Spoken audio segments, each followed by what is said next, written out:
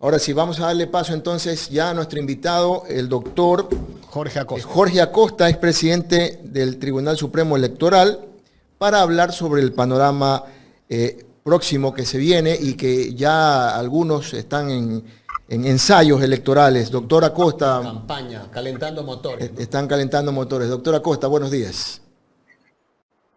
Buenos días, un gran saludo para ustedes y para su distinguida audiencia.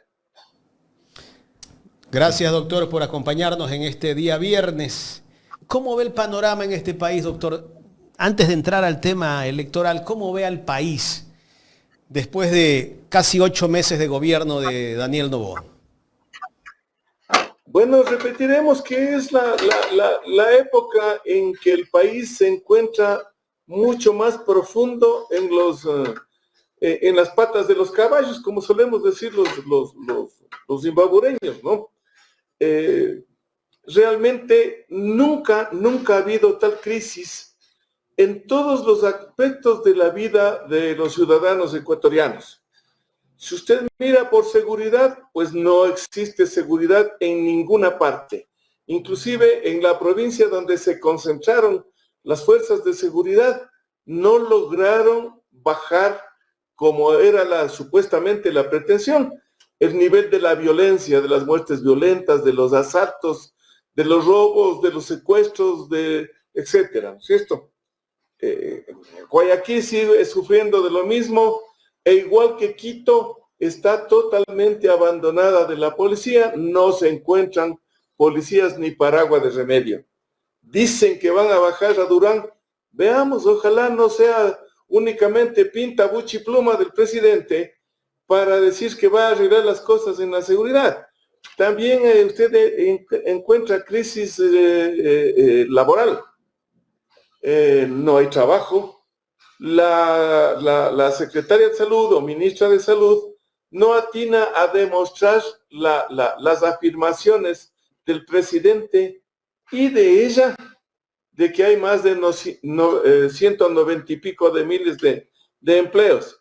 El IES no tiene ninguna comprobación al respecto, no tiene esos afiliados y más bien hay una desafiliación y desvinculación de las fuentes de trabajo y de la seguridad social.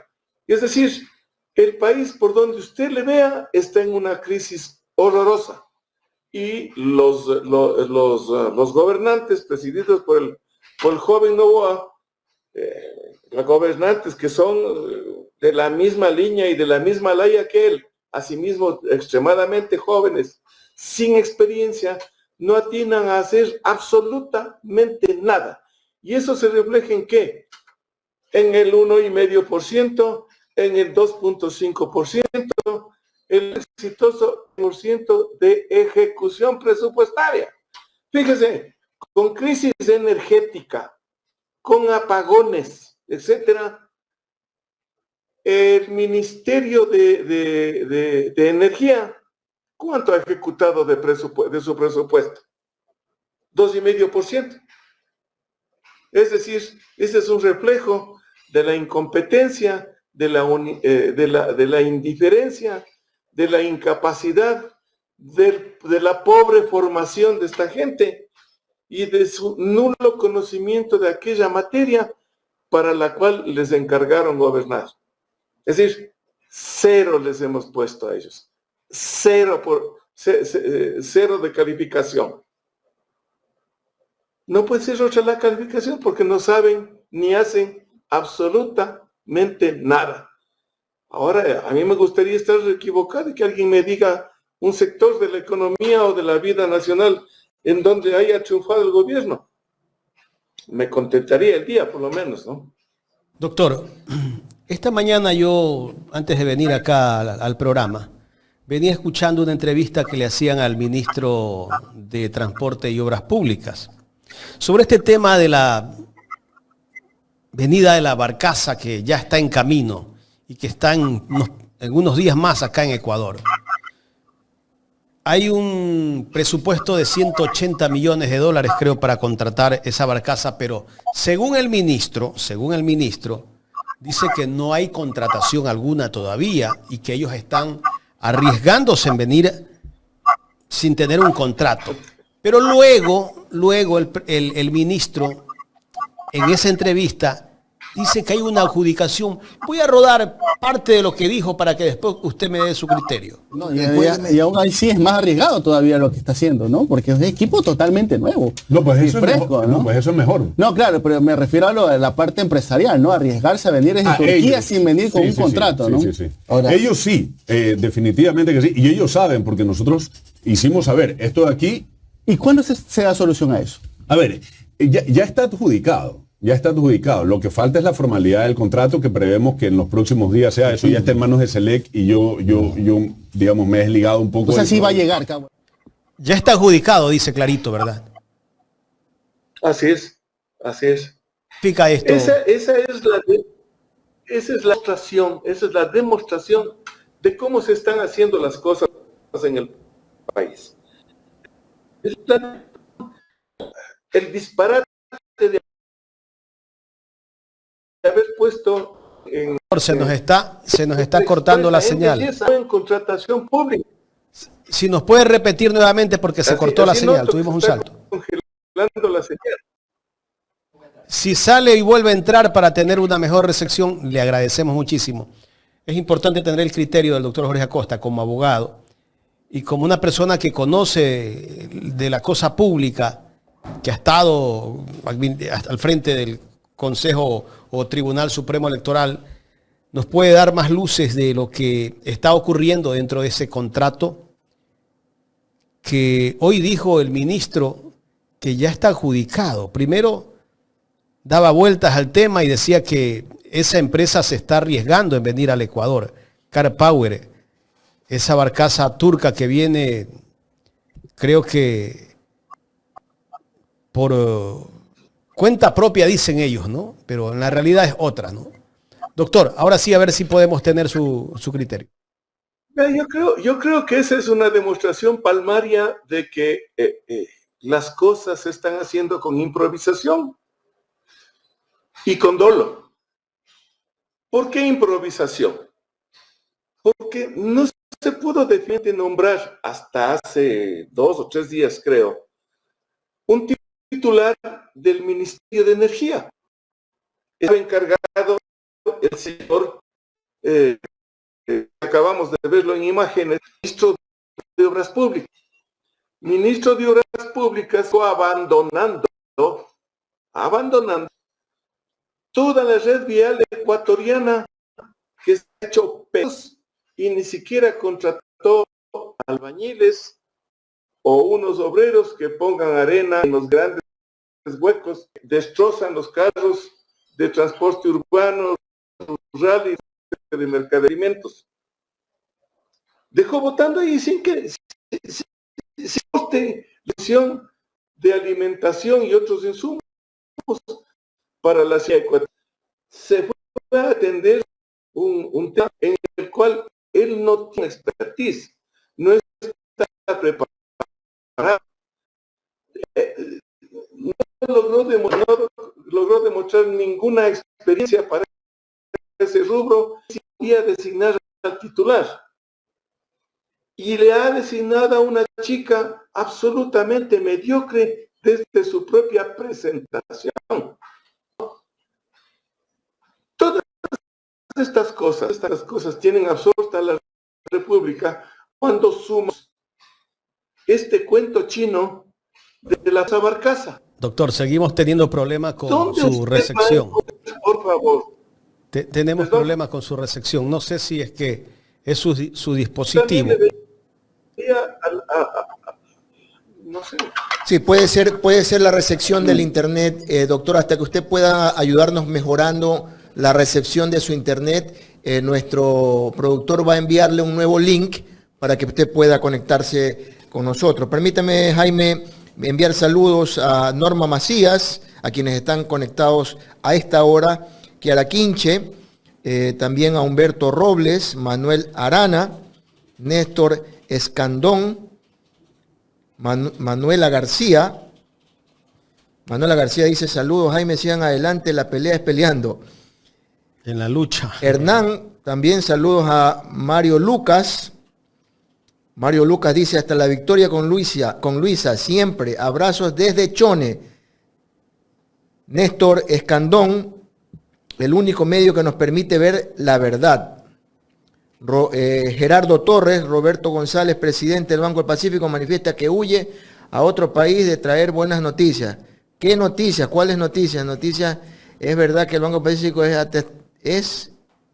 verdad que el Banco del Pacífico es vender Banco del Pacífico a testaferro. Bueno, a Juan Pueblo también está. Juan Pueblo aquí está, dice, Ecuador es hoy en día el reflejo del célebre libro del francés Víctor Hugo, Los Miserables.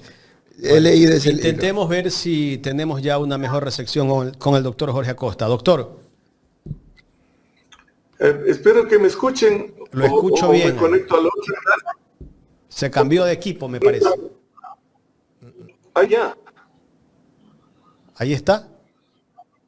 Ahí está bien para ustedes ya. Lo estoy escuchando ahí. Esperemos que nos interrumpa. Intentemos continuar el diálogo, doctor. Les decía ¿Qué que hay podría una- darse en el tema de Car Power si viene esa empresa que ya viene en camino, la Barcaza? ¿Esa contratación se puede dar a través de qué? ¿De una declaración de una emergencia directa?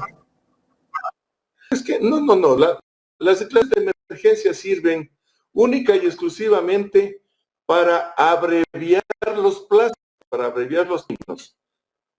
Pero todos los otros requisitos tienen que ser cumplidos. Tiene que haber una licitación según la cuantía, ¿no es cierto? Concurso, invitaciones, licitación, etcétera, dependiendo de la cuantía. Es decir, usted puede ir los requisitos de la ley de ejecución pública a pretexto de exenciones, de emergencias, ni de nada. Únicamente se acorta un poco el tiempo,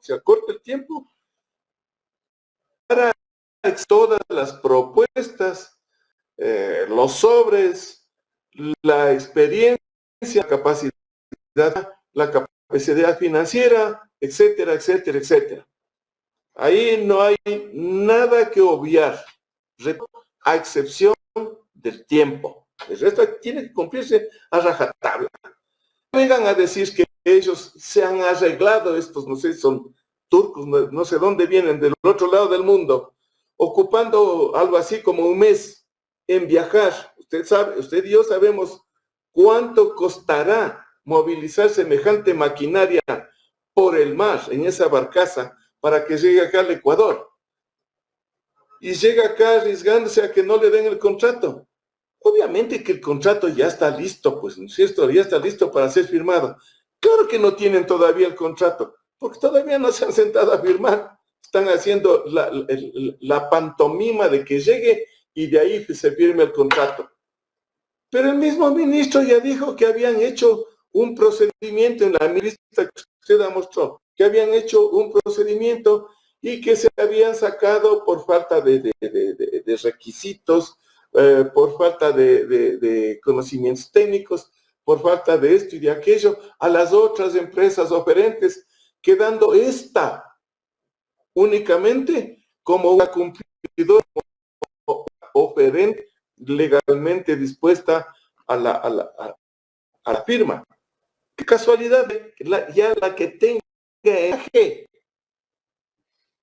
la barcaza sea la triunfadora y las otras hayan sido dejadas de lado, anuladas o tachadas su presentación. Esto obviamente huele mal, pues, ¿no? Huele mal. Por eso yo afirmo que las cosas estas se están haciendo con incompetencia, con incapacidad, mezcladas con un dolo horroroso.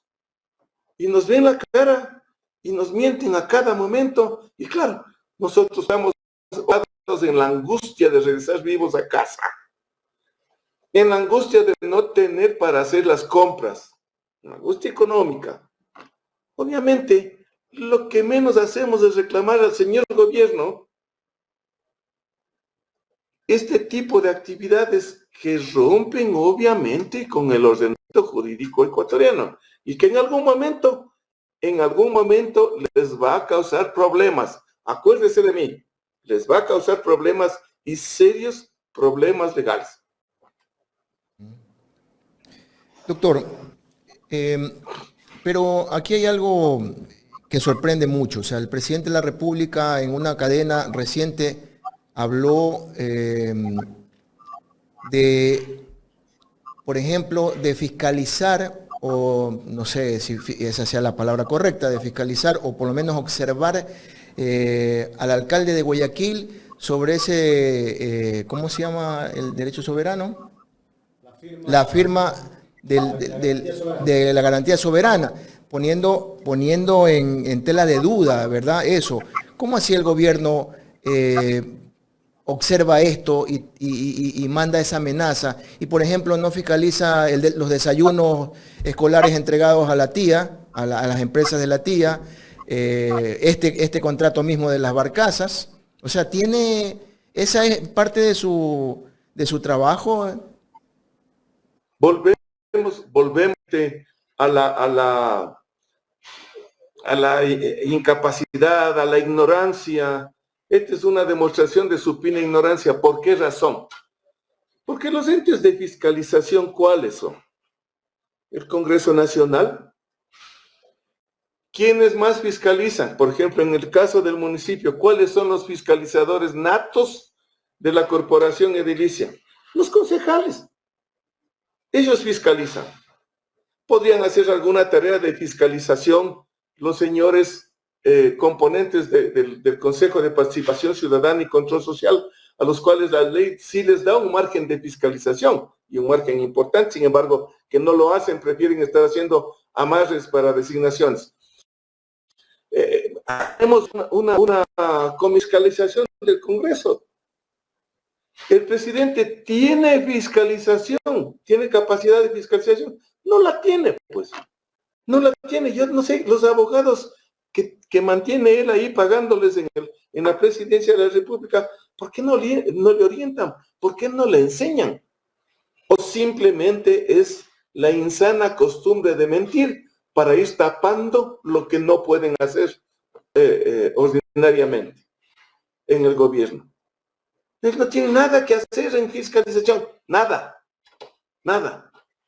No puede fiscalizar ni siquiera el gasto ya realizado por la presidencia de la República. Porque todo eso, ¿quién fiscaliza? La Contraloría General del Estado, en cualquier lado. Es lo que puede hacer, es decir, miren, yo le he dado una garantía soberana a este señor, por ejemplo, al Consejo de Participación Ciudadana, o a los mismos, dirigirse a los mismos concejales municipales de Guayaquil. Les he dado una garantía soberana, por favor, vigilen, fiscalicen la propiedad del gasto. Es lo que puede hacer él. No amenazar, yo voy a fiscalizar, yo voy a ver. Ni siquiera, le hemos visto en varias ocasiones que ni siquiera puede mantenerse parado y coherente cuando visita otros países. Pero va a poder fiscalizar una garantía soberana para una obra pública. Esto demuestra que el presidente entonces actúa de esta manera porque está en campaña ya. Por ignorancia primero, principalmente por ignorancia, y una ignorancia supina. La campaña viene burdamente de culpar a otros de sus propias fallas, de sus propias omisiones. Todo lo que pasa, no pueden con la seguridad, culpa de fulano. No pueden con la educación, culpa del sutano. No pueden con la salud, y conste que no estoy mintiendo porque lo estoy viviendo diariamente. No pueden con la salud, culpa de Pensejo. Y donde usted tope un problema, es culpa de otro y no de ellos. No pueden asumir sus culpas y buscar gente que pueda desempeñar las tareas gubernamentales con eficiencia, con propiedad, con espíritu de servicio. Y si no tienen gente para hacerlo, pues llamen a una concertación a los grupos y movimientos políticos que existen de sobra en este país, e inclusive a los colegios profesionales, etcétera, para asimismo hacer un gobierno de concertación, pues. Se ha de haber un médico que sepa administrar bien el sistema, la red de salud pública. Se ha de haber una ministra que atine por lo menos a hacer mantenimiento a las escuelas. En fin, yo creo que hay ecuatorianos valiosos, inclusive circulando por la calle, pero no se afanan en poner gente, repito, de su misma laya, de su mismo grupo de incapaces, de su mismo grupo de gente que me impostista inclusive con su propia salud legal. Muy bien. Porque al actuar así, repito una vez más, están corriendo, ellos mismos están arriesgando a que después les venga graves consecuencias legales. Muy bien, doctor, vamos a hablar un poco más del panorama político, ahora abocados un poco al pensamiento electoral, porque más allá de las encuestas que develan porcentajes, unos ciertos, otros inventados, otros exagerados, en favor o en contra de, lo cierto es que los ecuatorianos ya no podemos seguir en este juego, de creer que un hombre rico, un millonario, un hombre de poder va a cambiar la situación de este país. Ya tenemos dos gobiernos, el de Guillermo Lasso y el actual gobierno, que de alguna manera pues hay mucho que decir. Entonces, en función de esto, se habla de la unidad política, del momento de unirnos para cambiar este país. Ayer leía un comunicado de Centro Democrático que hacía un llamado a todos los sectores políticos. Jorge, no veo en pantalla, gracias Jorge. Hacía un llamado a los sectores políticos para la unidad, porque ya es hora de sentarnos a armar un proyecto político en el país. Pero se habla de las izquierdas, del progresismo, y se habla también de las derechas y de los de centro. La realidad del país es unirnos de una buena vez para cambiar definitivamente las políticas en este país.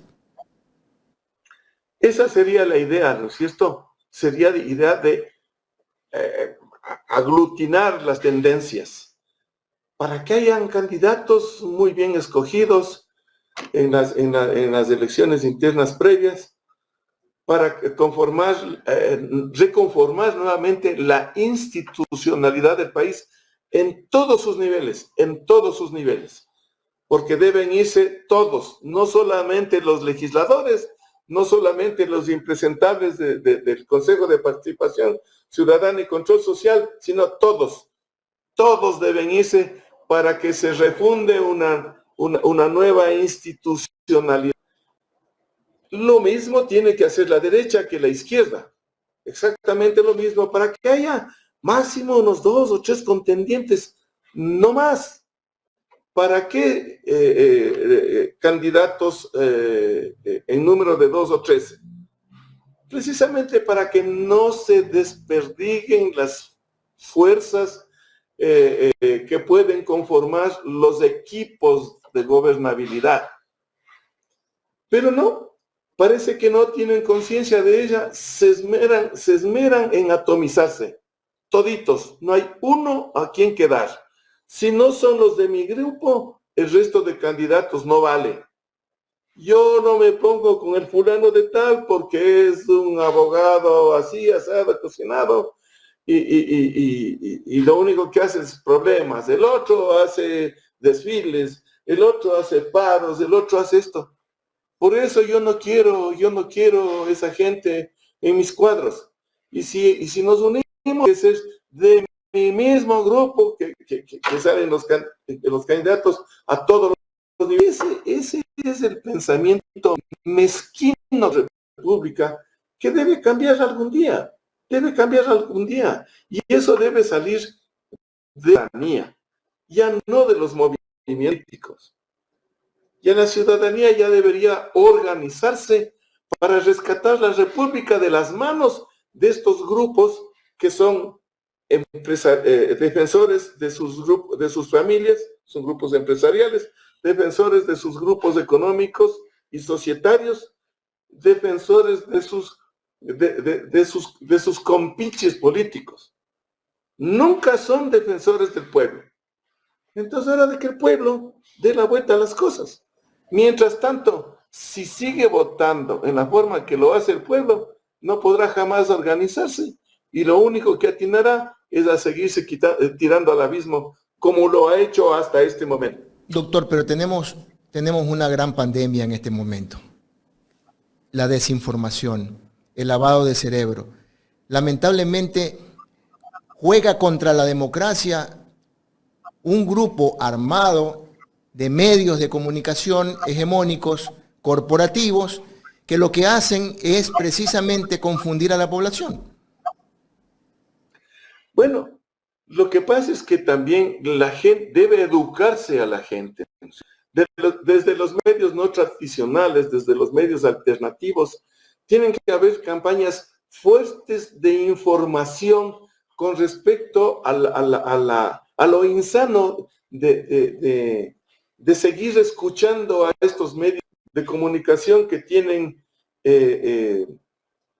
la virtud de sostener a gobiernos insostenibles e impresentables. ¿Por qué? Porque tienen intereses dentro de esos gobiernos, porque están colocando a sus hijos, a sus parientes, a sus cuñados, a sus hermanos dentro de los gobiernos. Y les conviene seguirles cepillando, pasándoles el trapo, etcétera, etcétera. Pero esa es una tarea que tiene que hacerse desde abajo, desde el magnífico esfuerzo que están haciendo muchos medios de comunicación no alternativos, ¿no es cierto? Como este, por ejemplo. Están orientando a la opinión pública, dando las normas de conducta, criticando la política, pero sanamente, sin un afán desmedido por el crecimiento económico, ni tampoco para formar grupillos de poder que únicamente piensen en aprovechar los momentos de coyuntura para enriquecerse, porque eso es lo único que hacen absolutamente. Por ejemplo, yo quisiera que la gente pueda escuchar mucho más estos medios de comunicación alternativos, como lo he hecho yo. A mí no me gusta ponerme como ejemplo, pero ya esos canales de televisión, por ejemplo, y esos periódicos que estábamos habituados a leer y que claro, siempre nos engañaban, yo ya no los leo, ni los veo, ni los escucho. Estoy hablando de prensa, radio y televisión. Desde hace más o menos 6 años. Ya no quiero oírles más, porque ya sé realmente a lo que obedecen y qué es lo que quieren. Entonces, oigamos por otros lados las cosas y vamos meditando, vamos pensando y vamos corrigiendo la República. Si es necesario, con algo un poco más fuerte, pero hay que hacerlo, ¿no? Hay que hacerlo. Doctor, finalmente, si usted tiene que descubrir a este gobierno, ¿cómo lo describe? Bueno, este es un gobierno incompetente, incapaz, indiferente y permisivo, inclusive con las fuerzas delictivas, con las fuerzas del mal que nos están agobiando. Es decir, es un gobierno que no ha servido absolutamente para nada. Ahí le calzaría, no recuerdo el nombre del cantautor, pero esa canción que dice: gracias le doy, señor gobierno, por permitir este infierno en el que estamos viviendo. Ese sería mi resumen con respecto al gobierno actual. Doctor, muchísimas gracias por su tiempo. A ustedes gracias, muy amables. El doctor Jorge Acosta conversando con nosotros en esta mañana aquí en Ecuador en directo.